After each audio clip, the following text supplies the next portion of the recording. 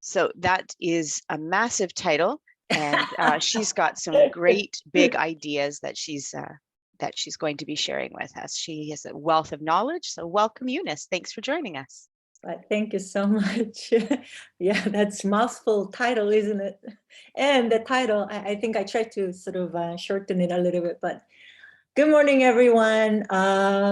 Yeah, it's really good to be here. And I think I met Ergo members like how many years ago? Maybe at least 2 years ago, I think. So good to be here. Thank you. So I will share my screen if that's okay. Yeah. Okay. Yes. So I will.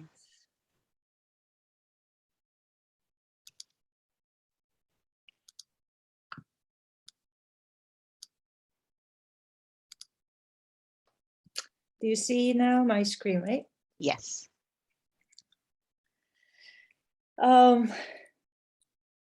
So let me start by introducing a student, SK. So SK was born in China and came to Canada 2 years ago. And she speaks Chinese, Korean, which is parents' mother tongue, and is learning English. Due to the pandemic, she had very little social interactions outside of home. And her mother is very concerned that SK is no longer outgoing, avoids social interactions, and her personality is now really changing. When we met SK and we looked at her various sort of language potential, and we asked her to self-assess her reading and writing ability. Actually, her self-assessment shows a medium level self-advocacy. So that's the left-hand side, you know, it says self-advocacy, sorry about very small size, actually it looks quite small. So if you look at the first one here, it shows how she assesses her reading and writing ability, and it shows an average level. And then we also asked her to think about the level of self-regulation as well as grit. So her grit, actually, she indicates her level to be about average compared to her peers. But self-regulation is lower than the grit element. And we also looked at her reading skills. She only was able to complete the very first booklet out of 5, which is the easiest one, the Big Sister. And, you know, she was actually be able to demonstrate her, you know, comprehension skills, inferential and global comprehension, actually at that level, which was the lowest level, which is around grade 3. When we asked her to create some questions based on the passage that she read, Big Sister, and she actually generated these questions. Why didn't draw a picture? Where did the idea come from? How old is Jetta? So the questions are made up of, you know, some factual as well as some inferential as well as some curiosity-driven ones. Now let's hear how she sounds.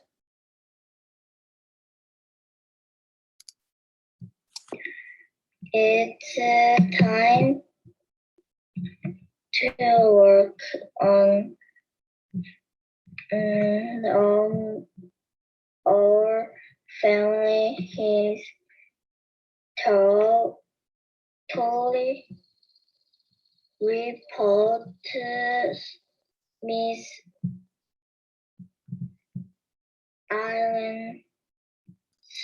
Yeah, it's quite concerning, you know, given the fact that she's been here for now over 2 years, but then she was out of school system because of COVID. And so SK's oral proficiency level is, along with her listening ability, actually was quite limited. And our assessment also shows her fluency level, oral reading fluency level, to be actually the bottom 10% compared to the norm that is established. Here's another,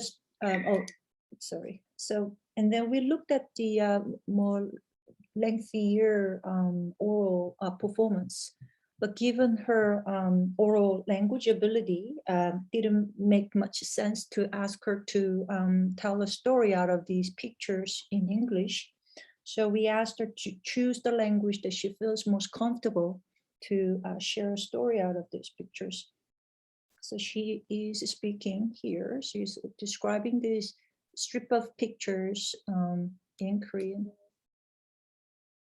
엄마 있고, 딸 있고, 아들 있고, 사과 3개, 방송 3개, 파인애플 하나, 부엌 있고, 전자레인지 있고, 창문 3개 있고,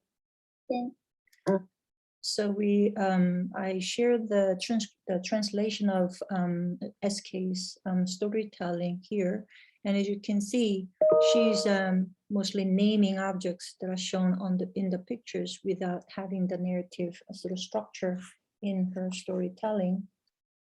Overall, her oral language is really emerging, but requires a significant effort for her to communicate with others. When we look at her, actually, the elision task, which is more, omitting certain letter and being able to make a sound out of it. So school, and we say remove S, and then make a sound out of it. Then cool, right? So, and actually, surprisingly, she actually her performance level is not bad at all. Actually, 80%. So she only incorrectly responded, just only 2 out of 10 total, which was quite remarkable. We look at her cognitive sort of capacity here in terms of short-term memory and pattern reasoning, which is more puzzle solving. And her short-term memory capacity is relatively low. However, her reasoning, the cognitive reasoning in terms of, recognizing the pattern, is quite promising. Again, now when you look at the her sort of profile, altogether, obviously it shows the, along with her phonological awareness and puzzle solving, and the grit level also were a great asset. Now here's another case. Abdul is, Afghan boy, age 12. And of course, Abdul shows quite different profile, and his self-assessment actually shows all very low level of both self-efficacy as well as grit and self-regulation. He was able to complete 2 reading booklets. And obviously, when the booklet gets harder, which is Eagle Owl, actually his performance is lower. Based on his reading of these 2 passages, he was able to create these questions. One sets for Big Sister, the other about Eagle Owls, and actually the level of questions is quite sophisticated. He was able to write. And this one was about pros and cons of social media, when children use social media. And he's saying social media is good because people can understand a new thing and can talk with people who live in other country or other city. But it is bad because students can copy homework, and using mobile phone, it is bad for eyes who use mobile phone, smaller talk to people. Anyhow, so it is interesting to see him mentioning how it helps people connect across context, and I think it kind of reflects, his identity. But he doesn't take on the opportunity to edit his first draft. When we asked Abdul to self-assess own writing skills after drafting the first essay, and this is the left-hand side, and this is how Abdul assesses his own writing skills, and the right-hand side is the actual assessment results that we provided. And overall, except spelling, his self-assessment of writing skills tend to be higher than the actual scores that he received. Anyhow, so these two, the reason why I started my talk by introducing these two students, both SK and Abdul's cases illustrate the complex nature of our learners. And those learners are situated in the the bottom here. And when you look at the bottom sort of picture, the local parts are chaotic. They are very dynamic, and they are dynamically moving, interacting with each other, right? But if you look at the macro level, if you zoom out, there's a pattern. Now, those patterns are seen everywhere. There's a picture of birds flying in V shape, fish swimming in symmetrical circle, and human DNA nanostructure. And what's common in all of these is the pattern. So if you think about our nature and human being and all living or systems, we're all self-organizing. And self-organizing is a dynamical and adaptive process where a system acquires and maintains a structure without external control. So macro level pattern that we saw in those pictures emerge from the dynamical interactions that are happening in the local parts, our agents, our students. And those the emergence of the patterns is afforded by the feedback that they receive. And self-organization and emergence are key concepts in this complex system.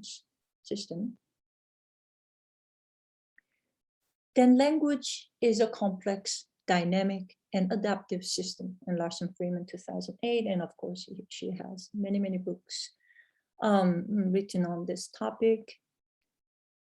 So interactions that are happening in local parts engage multiple agents in speech communities.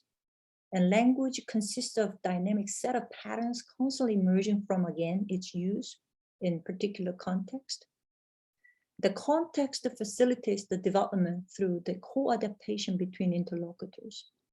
So that learners' language resources dynamically alter as interlocutors adapt to each other.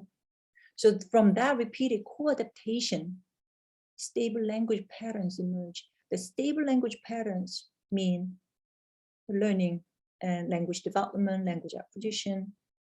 The self-organizing is manifest in language users' deployment of particular features from the linguistic repertoire for meaning making, communication, communicative negotiation. And there's a very, quite trendy term, translanguaging. Vogel Garcia, talk about the concept of translanguaging is very well grounded in this complexity theory. Now, likewise, classrooms are also complex and adaptive systems. So classrooms are made up of interacting variables, and the outcomes that are coming from our classrooms are not necessarily linearly predictable. We all know, right? Not all our learners are going to be exactly responding to our pedagogical approaches. And classrooms are also part of much, much larger system. The students are coming from different parts, teachers are coming from different parts of the systems. And over time, the classrooms develop through iterations and forming a very specific pattern of practice. The differences in initial states have a profound implication for dynamic system change in the long run. So changes in one element have impact on all other parts.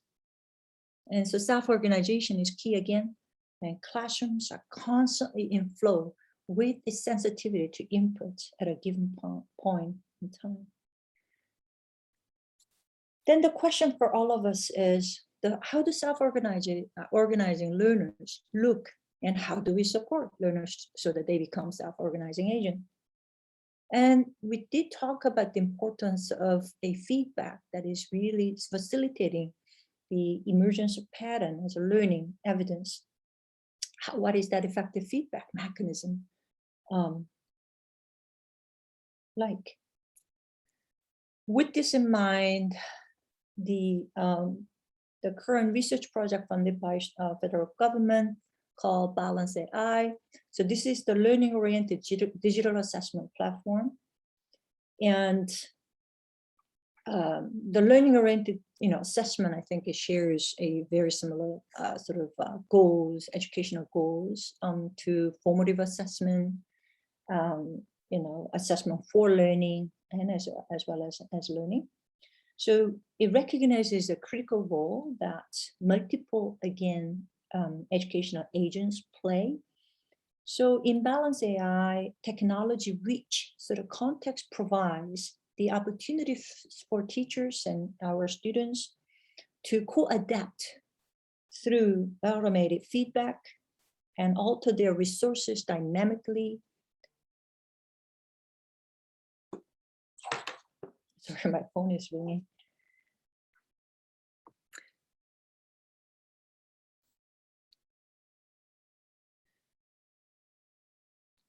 So this is not intended to teach a specific language, a sort of linguistic sort of knowledge, but it is designed to support students' emergence of self-organizing ability.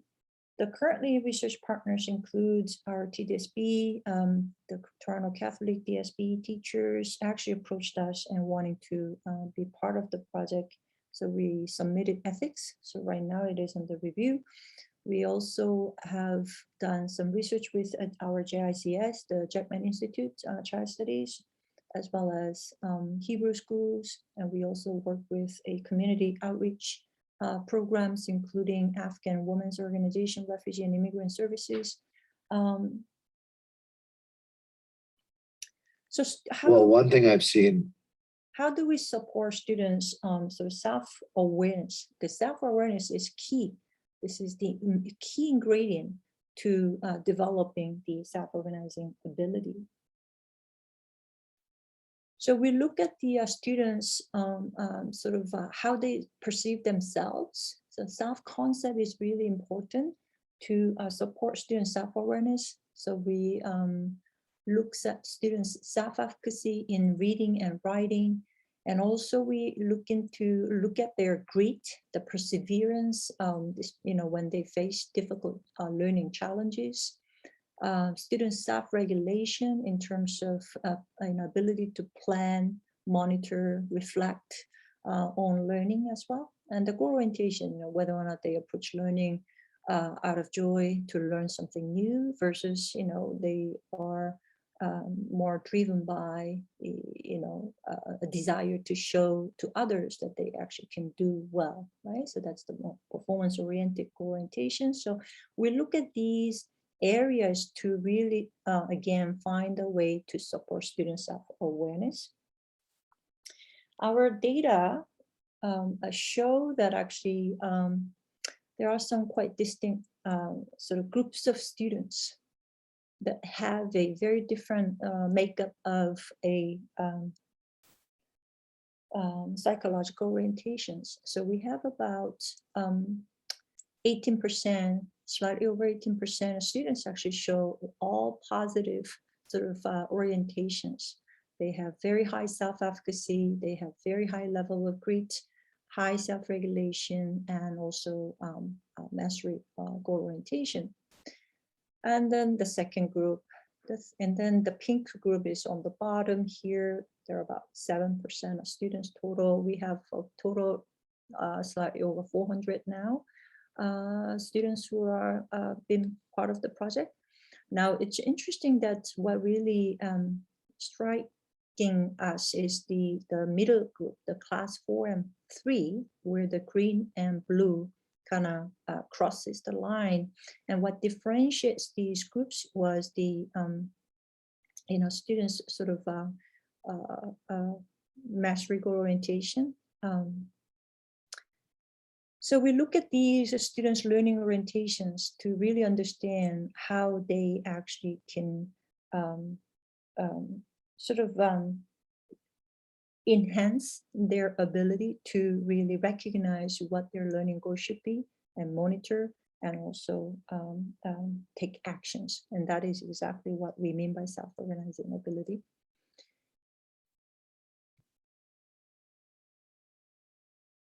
Question, Kaylin.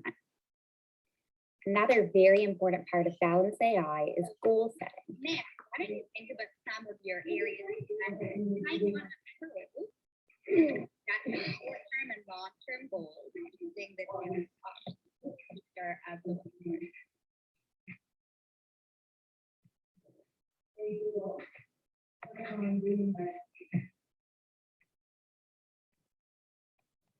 That's a great goal. Do you think that's short-term or long-term?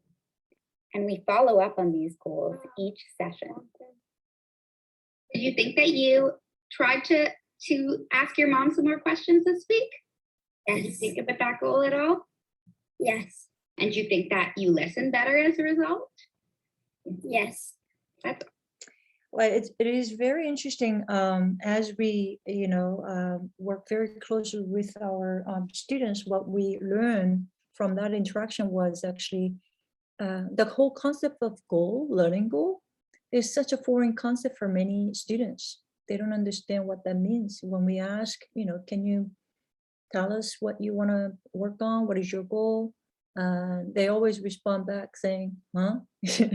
So it sounds like we're speaking different language, and the whole concept of learning. So sometimes they just do learning without necessarily really thinking of what they want to work on.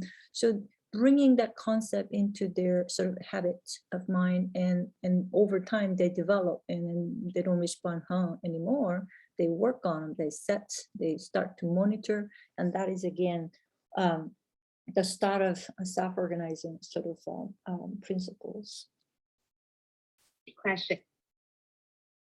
So now when we think about how to engage our students in reading and writing activities, there are a few things that we can also think about in terms of how to support our students' self-organizing abilities. So one is, as the students read and engage in text, one is we ask students to think about how much they are understanding. So how well am I understanding what I'm reading right now? And also interest is important, right? So is it interesting to me? Why? Right? So the level of interest, and again, whether that's situational or internal, I think it is an important question to again engage our students with. And another question that we ask students to think about is, if you meet that author, right, meet the author, what would you like to ask? So typically in an educational system, students are so attuned and used to answering teacher questions, and they are really prompted to ask questions. I think, when we are young, I think we are constantly asking, what is this? What is that? What about, how is that, right? But somehow our education system kind of discourage our students to, ask questions. So we kind of try to give that agency again by encouraging students to ask questions. So, and then when they actually now show their comprehension ability, again, we look at specifically 3 different areas in terms of whether or not they understand what is written, more literal understanding. More important, of course, the making connection, whether or not they actually can make inferences, beyond the text, and also the getting the gist, right, the main idea, understanding the text that's much more global level. So we look at these more skill-specific areas, and then what we see from here actually. Basic comprehension, inferential skills, actually, and then global comprehension skill. It is the global comprehension skill, much higher level, kind of getting the gist, synthesizing what they read, and stuff like that. Much higher order thinking skill is way more developmentally sensitive. So it takes time for students to develop such reading ability. Further, the learning orientations that I showed you early on in terms of student self-efficacy, greed, and all. So those who have a very positive learning orientations and high level of learning orientations tend to, again, show high level of reading skills. So there's a very strong correlation how the cognitive reading ability is again fueled by their mindsets. Now, when we look at our language learners, so we look at our students' home language environments, whether or not they are mainly speaking English or one language, right? Mono is the blue group here. And so speaking English mainly and also hearing English mainly. The second green group is actually speaking English mainly, but then also hear multiple languages at home. The red group here is speaking multiple languages and also hearing multiple languages. So they are truly multilingual. So when we look at their sort of performance, and again across grade levels, and among three home language groups actually, there's no sizable performance difference in their reading ability in early years. We're looking at the grade 3 here, but we see a potential positive effects of multilingual home environment actually over time as students proceed to higher grades. So this is grade 6. So this pattern confirms that students' multilingual resources must be maintained and further, supported. And of course, I thank you, Christine, for sharing the talk that was delivered a while ago as part of the multilingual conference. And I think in that conference, I think I shared this research as well. When we look at students' literacy performance, and based on their home language again environments, actually students who remained multilingual capacity throughout their grades, is where we're talking about our Ontario students. Actually, the highest level of literacy attainment is shown by those who maintain multilingualism over time. And not only they perform high, but also the rate of their growth is much, much steeper than any other groups shown. So that maintaining home language and that multilingual repertoire in the school years, actually, not only they don't impede literacy development, actually, there is a sizable beneficial effect. However, we already know the data actually show that there's a major shift in our students, our ELLs actually, a lot of students actually shift toward a monolingualism, actually, quite the contrary to what the data show. So the children, as the children proceed to higher grades, and actually they tend to become a bit more monolingual, so that they lose that linguistic repertoire. So how do we really change that shift? I think that is the question for all of us to think about. Back to our Balance AI activities. Now, as I mentioned, we ask students to create their own questions based on what they read. And then we look at the quality of actually student-generated questions. And the student-generated questions, so here are some examples, those who really show high level of reading ability, high RC, and those who show low reading ability. And actually the examples of these questions that student-generated actually show the quality of their thinking, right? So, with the larger data set, what we see is, so the students, ability to generate high level thinking sort of, questions actually predict their positive attitude to writing and also self-understanding and also the reading ability. And narrative text actually, and depending on the narrative versus more expository text, I think again, the ability for students to generate questions actually a little bit different. So expository text, nonfiction text, actually it requires a bit more heavier textual understanding to be able to create high level questions. So as a teacher, when we encourage our students to generate questions, and if the text is used for that activity is narrative versus expository, something that needs to be adjusted a little bit. So here's how actually the teacher can engage student in question generating activities. Folder, when I heard a quiet voice to my left. Next, we'll look at Bala. This is a reading task game. So once you're done reading, you can press next and start answering the questions.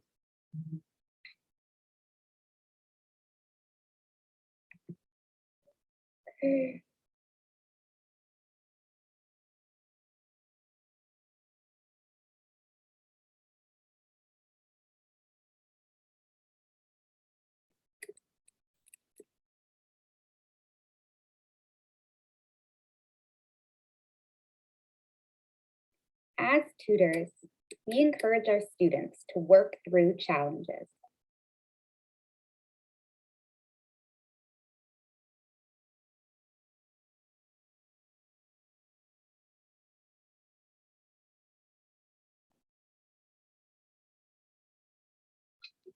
Kayla, will you try to think of a third question? I know it's a little bit challenging and you had a long day, but I think that you could come up with one more.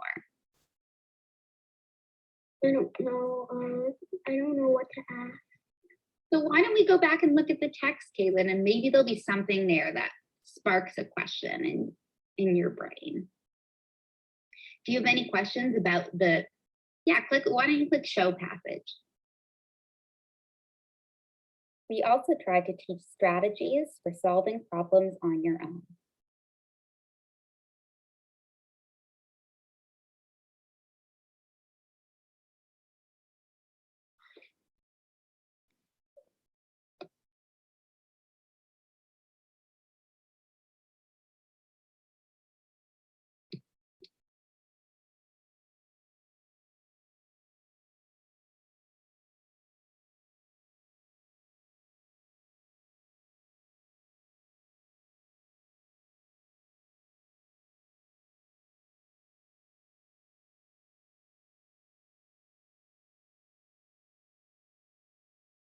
That's a great question, Caitlin. There we go. Another very culture when I heard a quiet voice.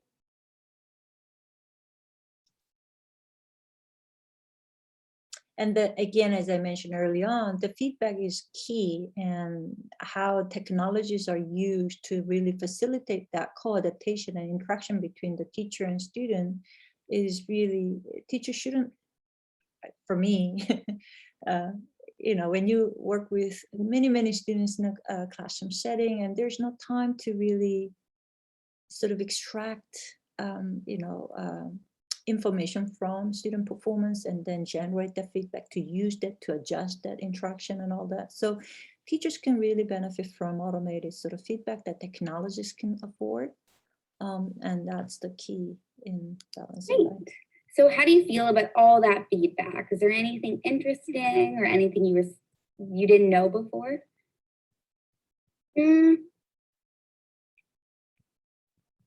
I think I can do it the next time I do these stuff. Great.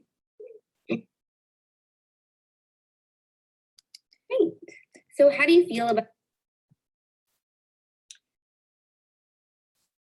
So supporting oral language in an education system, I think there is a heavy reliance or emphasis on the literacy, reading and writing ability over oral language ability. And oral language ability is such a foundation for literacy development as well.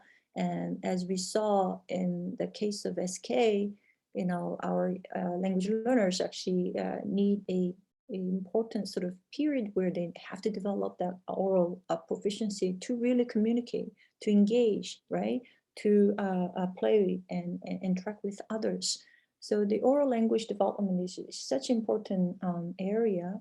And again, in a classroom setting, it's really hard to systematically track and monitor students' oral language development. So various tasks, including some cognitive tasks that we saw early on. So here, oral reading fluency to assess the students' reading speech accuracy rate, working memory, describing pictures.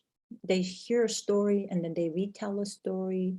And then the lesion task, which is the phoneme omission task. to really get a sense of their phonological awareness level. Here are two speech samples that you can hear. So the first student, grade 5, female student, Canadian born. I'm finally done with my English, Anton told his mom. His mom gave him a look and asked, "Oh, really? It took me an hour and a half. Now, I better not wait to start my math." Anton quickly took out his work. This should not take too long. So this is nothing new, right? So teachers do the student oral reading assessment using running record. The problem is scoring is manual and it's extremely laborsome and intensive. And we use the artificial intelligence driven the automated scoring. So WCP, word correct per minute score that this student A receives is 163, which is the based on the norm. Top over 75 percentile. So here's a second student, grade 5, female, arrived in Canada, age of 9.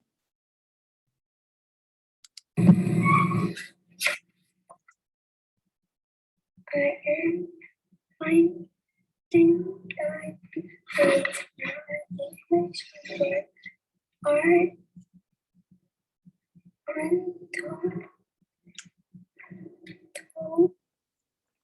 So teacher can really use such information to further adjust, to provide feedback so that the co-adaptation really is happening. Teachers are updating understandings of their student learning capacity, potential states, where we should be, going the next, X, Y, and Z.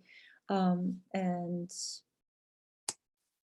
so the oral, yeah, this one is not specifically, because I will skip this one, but now you wonder then, you look at the grade 5 student who been here for 2 years, and definitely there is a clear performance difference. Now, when we look at again students' oral fluency across different grade levels among those home language groups, so monolingual versus monomulti and multilingual, and your language environment actually is more predictive in lower grades, as you can see. Yeah, monolingual students tend to show higher level of fluency, but then the significant improvement of oral fluency after grade 3 for all home language learners, right? You see the sizable improvement and growth for both monomulti and multi groups, right? That's quite promising. We also, as you know, the century-old question for all of us, for many students, many teachers, whether or not our language learners and, have potential spec ads and needs, oftentimes, and without engaging students in assessing their capacity in the language that they feel most comfortable, as well as their cognitive capacity, and that's another really important area. So when we look at students, working memory capacity and also cognitive fluid reasoning ability among language learners, and we look at them, and as you can see, actually the working memory improves over time for both monolingual and multilingual because it is developmentally sensitive, right? However, the multilingual groups actually short-term memory capacity growth is quite, again, noticeable, right? So this is what Bailey Stark's talking about, the added value of being multilingual.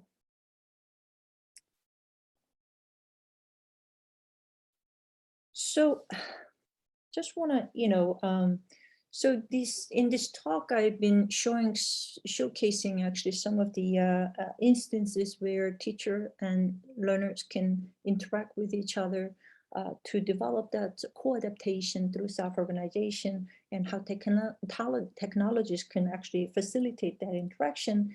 And here's a teacher who approached us to be part of the project, and so his name is Brennan. And I thought that was really interesting to hear his story. Yeah, so one of my grade 6 students, she has trouble organizing her thoughts and sort of planning her writing, but she is a good oral storyteller. So she was writing about her trick-or-treating and how she got lost while she was trick-or-treating, but the page was blank. So I said, why don't I try booting up the voice-to-text feature on Google Docs? And she didn't know what it was, but I booted it up and showed her. And I said, just keep telling the story just like you were telling it to me, and it will record it for you. And so she said, okay. I clicked record, and she started to tell the story. She said a couple words, and then she said she was floored because she saw the words that she said on the screen, and she froze. And she said, oh my gosh, it's working. And it started typing what she said there. She covered her mouth, you know. So she was so excited to be to see her words on the screen that she was completely floored, and she stopped.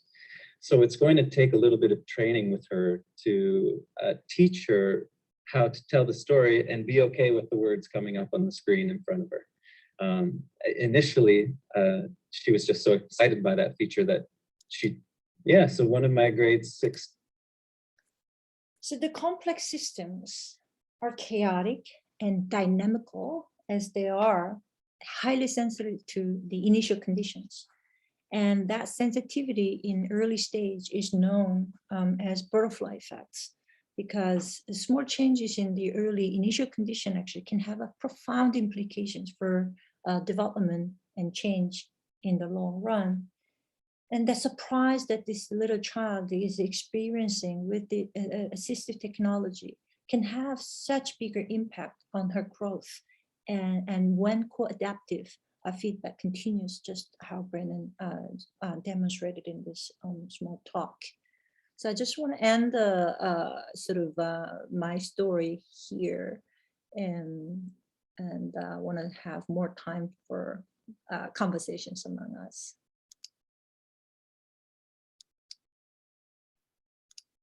Thank you, Eunice. Yes, thank you very much for sharing all of that. Does anyone have any questions for Eunice?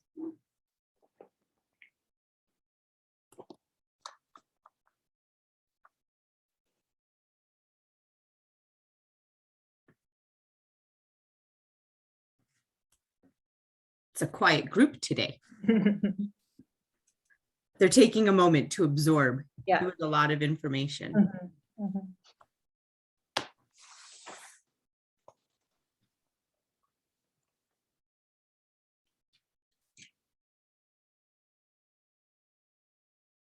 There's a question in the chat. Is this Balance AI an ongoing research project? Mm-hmm. Yes, it is. Mm-hmm. And the end, I guess my question then is, the end goal of that work, will it be shared out at a future date, or is that a long-term project?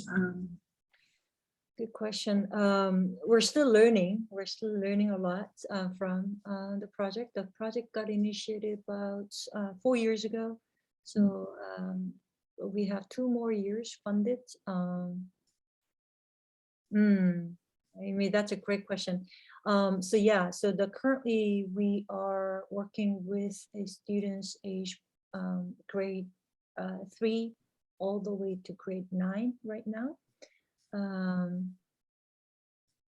Yeah, that's a really good question right now. As the project is now, we do have educators, teachers returning. You know, they did a field study maybe a year ago, 2 years ago, and they come back and they say, can we do that again with our new grades, right? So I think that we take it as a positive feedback for us as well. The goal is really that we built this system really to provide that context where teachers, students, even parents as well, could have conversations, and then assessment shouldn't be the obstacle, because oftentimes it is becoming an obstacle because it is related. Some teachers just dealing with so many students all at the same time, and also it needs a very nuanced understanding to really fully understand SK's case, Abdul's case, right? Because as you saw, so complex learners. So, you know, using that and providing the support. So yeah, the system is built for teachers as well as by teachers, I like to say, because we had a lot of partnership with teachers, early development as well. I like to really continue and make it available for our education system. So yeah, that's the goal.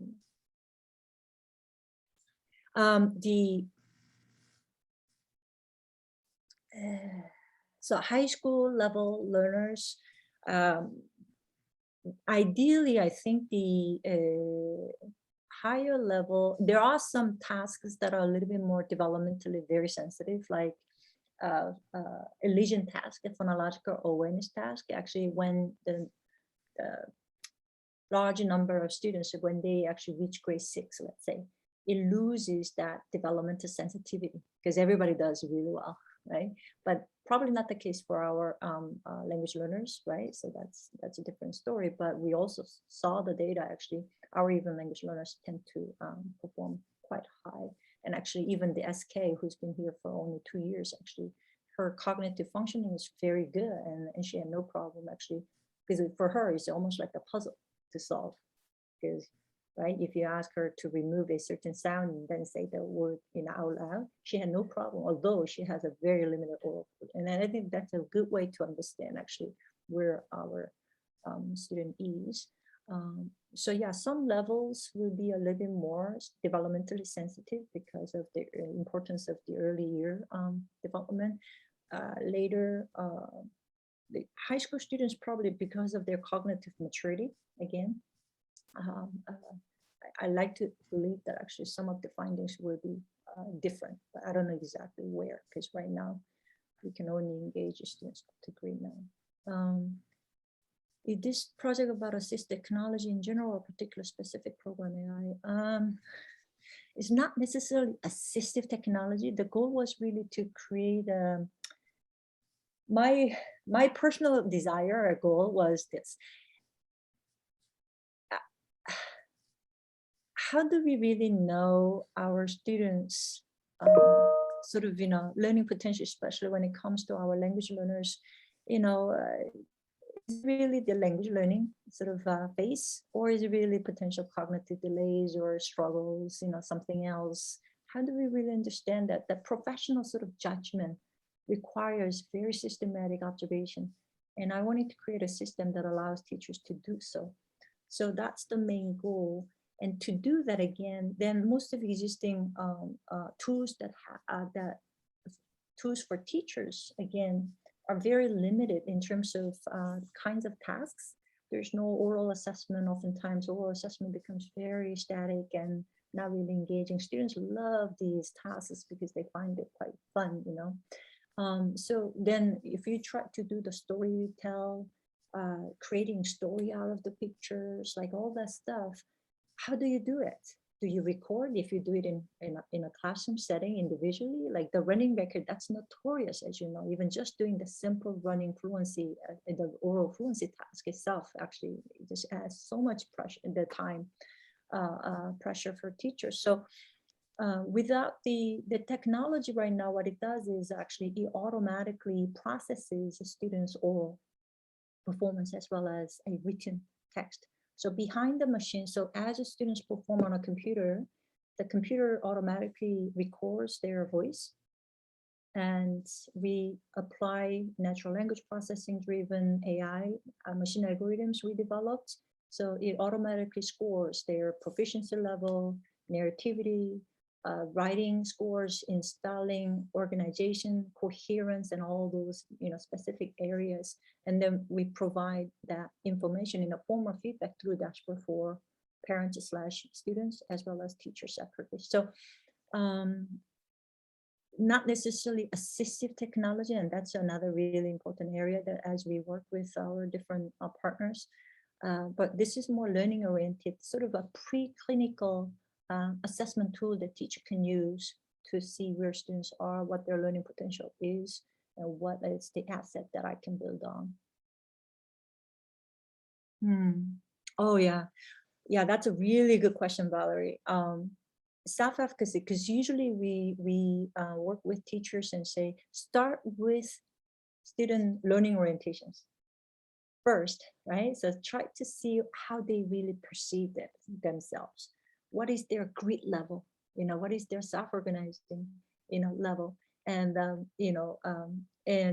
having that conversation with them actually. So as we complete the self-assessment, and then the results are right there in front of you, and the teacher actually can engage them and say, so tell me more about, right? So then let them sort of talk through, again, because the dashboard present the information back to these both people, and that's why they can do the co-adaptive sort of interactions, and they do talk about it. Even young learners, even very, very young students can talk about their grit. They can talk about their self-regulation, actually. It's just such a foreign concept. It's not the language, the problem here is the concept. When we ask students to think about, hey, what is your goal?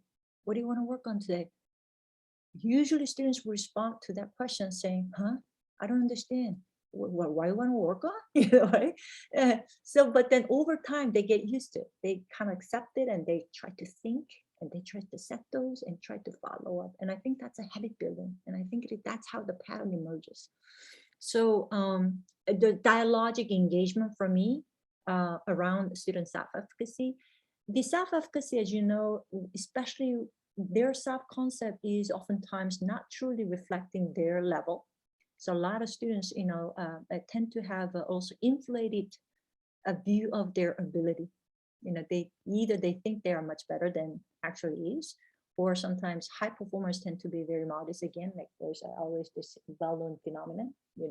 Low performers tend to inflate, and high performers tend to, that is really interesting. So where the conceptual gap is, and that's a really good starting point in a conversation. You don't have to do anything. Let them be aware.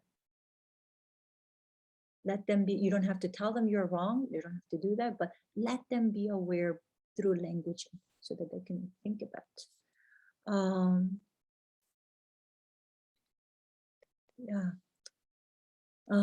Yeah, good, great question, Valerie, again. Some of the reading passages, actually, you might have recognized, I think one or two might have come from EQAO passages that were released, and some were recreated, some others, and we did a very extensive text analysis in terms of difficulty level, grade level. So the easiest one, Big Sister, is targeting grade 3. Based on North American school-aged children's readability analysis, and the most difficult one is kind of reaching grade 8-ish, level. And our hope is to increase the bank so that there's more. Again, the goal here is, again, although our dashboard will show teachers actually overall performance level per grade or within the class, and also the equivalent age level, but the interest more is in, again, shift away from the total score based on assessment of reading ability toward more skill-based. Can someone understand the literal meaning versus inferential reasoning, as well as more global understanding? So again, that's another very unique element that I want to say. Sharon,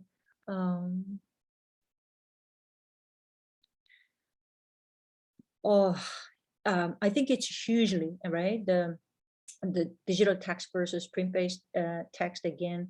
Right now, one area that I want to really further work on is pretty much, if you look at the delivery of the text is more sort of, you can take a print-based text and then deliver it in digital space, but you can also think about multimodal text. The text that comes with the hyperlink, the text that comes with the video link, the text that comes with a lot of images and X, Y, and Z, right? So that's what our children and students are engaged in, right? Like when they read stuff online and X, Y, and Z, actually the text and material become extremely multimodal. And I think, in the future, in the further development, is going to really have such resources rather than just print-based, right? Did you see one question that student generated? It's like, why there's no picture, right? I think that's important. And the handwriting is another versus typing. That's another really interesting piece. Again, well, who handwrites anyhow? This is like not just the students, us as well, right? It's becoming quite a what's important is again, when students write, there are a lot of sort of assistance available already. The spelling, autocorrected, right? But here's the thing though, and we're doing this with undergraduate students as well. What we see from both undergraduate and our elementary school students is this: they actually see their spelling errors as they type, because it shows, right? Microsoft Word actually shows automatically, provides the feedback that there is a spelling error. The issue is not everybody corrects it. They see errors, but they don't correct them. So again, the key here is really, what do you do when the feedback becomes available? The self-organizing ability is being aware and to being able to respond to such feedback. So when someone takes on such feedback and edit it and change it, and that's the true difference for me. It's not about really someone knows how many words. It's about what you do when you receive such external feedback.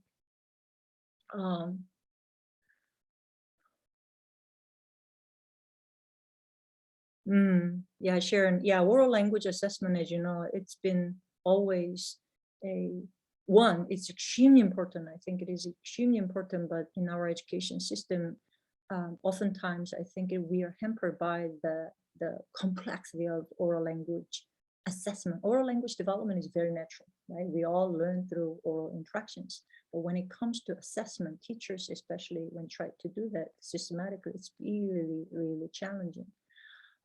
We've been using rubrics, you know, and things like that. And I think, again, still teachers sort of, you know, very informal observations are extremely critical, and it's still important. But also teacher can really benefit from that additional assistance, the technological assistance. And AI now, as you know, Siri is much better than 5 years ago now, and how many things we do now orally dictated, right? So it sounds very romantic and rosy, but in reality, let me tell you, our technologies are really good at male, as you know, white, native speakers with no accents. So the speech recognition, although people now go to moon, whatever, right? Jeff Bell goes to the moon, everybody's now doing all sorts of things. However, when it comes to even speech recognition, children's speech is not well recognized by machine. Female's voice is not as well recognized as male voices. So there is still a lot of room. There's still a long road to go. We published a paper on this matter, and we were really shocked. We were naively believing in the power of AI when we started the project. When we collected our first children's data, 2018, we processed our oral data using Google, Microsoft, and Kaldi, and the accuracy, speech accuracy, recognition accuracy was even below 50%.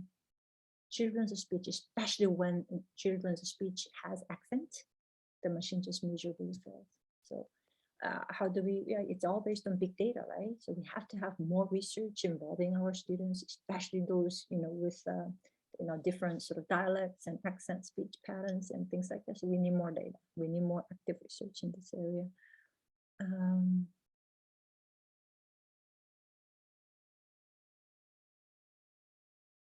Jeannie, was a STEP used in this project? If so, how was it useful? Not really.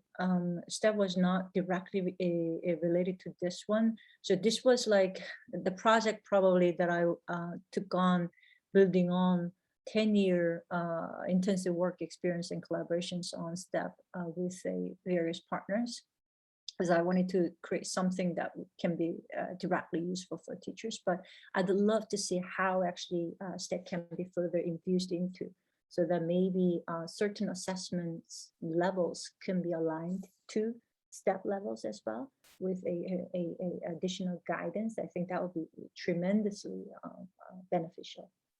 And we've been talking also separately, I think, Christine and Saskia, about how to further improve our STEP work. And I think the next step will be providing that additional sort of elements that link to the STEP continuum, not only further improving our STEP continuum as well. how culturally responsive and sensitive is this, Atala? It's a really, really good question. So again, I have too many wish lists today. You saw SK, how SK was performing in the language that she chooses. So ideally, I think, again, with technology, what we can do is, it doesn't have to be only English only, right? So that again, but in a classroom setting, teachers really can't, right? But what if students can perform in the languages that they choose? We can actually do the picture description task in so many different languages by the same learner, the multilingual learners, right? So they, they can, the SK could have done it in Chinese as well, right? Because of her still emergent level of oral proficiency in English, we really couldn't tell when we first met her. She was extremely shy.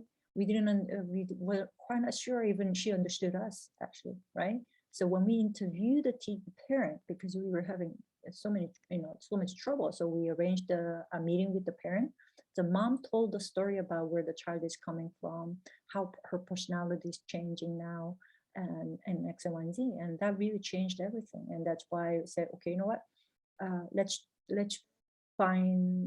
give her an opportunity to say something or engage in a different way. So we brought her language and let her sort of experience with different languages that she feels more comfortable. And so definitely, I think a lot of oral tasks especially can be now expanded to embracing the diverse and also translanguaging sort of, I think definitely can provide a translanguaging space for our students. The cultural sensitivity, I think more linguistic sensitivity, as I mentioned again, when it comes to AI, I think that's the area that I can't highlight enough. We have to push the boundary. We have to bring, the rest of the world is changing through technology innovations, and education is not the first frontier that these development will come. Right? It goes to medicine, it goes to engineering, all the other parts, but education. Even within education, our language learners are not going to be the first group of people that people think, oh yeah, we want to develop something for them, right? So we have to be the advocates, and we have to fight, and the improvement requires a better representation of our students in the big data, the whole notion of big data. So cultural sensitivity, linguistic sensitivity right now, long road to go, I think.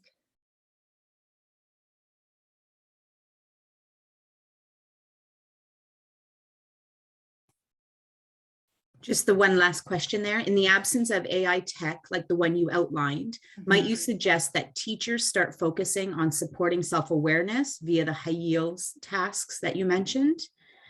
And this is from Chris Bell, and he's thinking across the secondary disciplines. Absolutely. I think it really, how can I say, when you engage students in that self-awareness building sort of, questions, the student, even like, I asked the student generating questions, even that simple question like, hey, what do you want to ask? So before, okay, here's my question, like now you read, now respond to these questions, comprehension questions, right? Actually flip that role, and actually you've just read, and I trust you're intelligent enough. What do you want to ask, right? That change, it's more like a changing mindset. And again, if teachers approaching students say, okay, so what do you think about yourself as a reader, right? And then they feel like, do you really care about that? Yeah, here's what I'm thinking, right? So it sort of gives them the authority and the agency as a learner. I think it is, again, you're not teaching grammar there, but you really are helping them to, catching fish for them, but you're really helping them to learn to catch fish themselves. And I apologize, one last question popped up. What was the feedback about reports going to parents? Valerie, that's another really good question. Here's the thing. So the users, when they create their own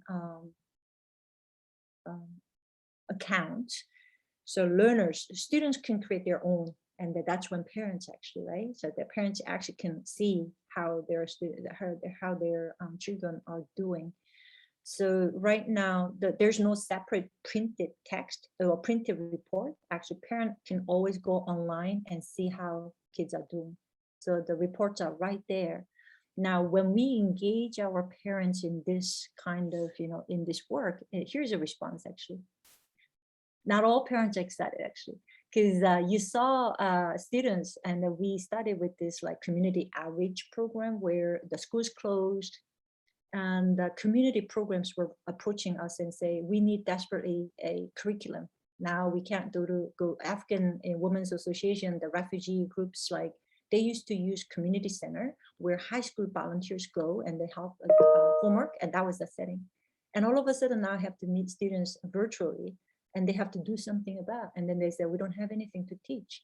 So can we use your platform? So and then that's how we met. Now we expanded that work because now the word's out and people are approaching, parents like constantly emailing us like, can we use this? We heard that this is free, and can we use this?